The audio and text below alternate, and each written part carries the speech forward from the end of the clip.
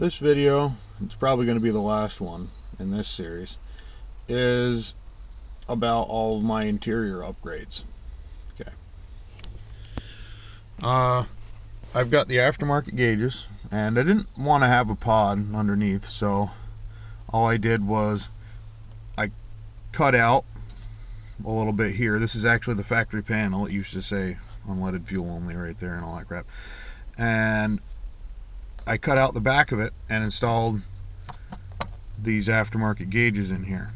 The only thing that I had to do is the trace for the fuel gauge kind of runs back and forth across the back, and I had to take a razor blade and I literally cut it out.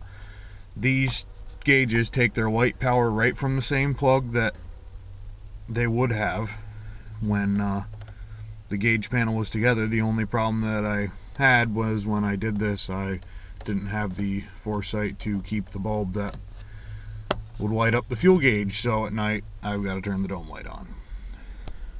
Got a Vidu vacuum gauge,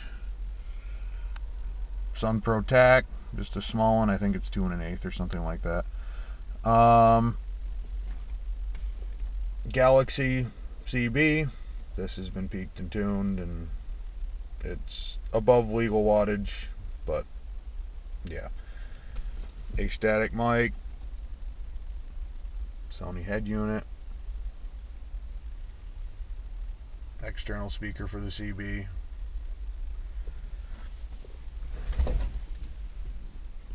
"10" Cadence subwoofer in that box right there, and then over behind the driver's seat are both of my amps for all of, well, for the sub and for my 4 component speakers, which I have 5 1/4 in the dash,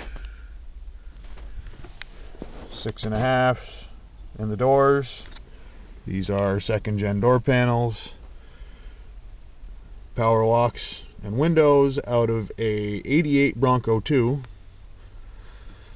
which I actually work with the key off.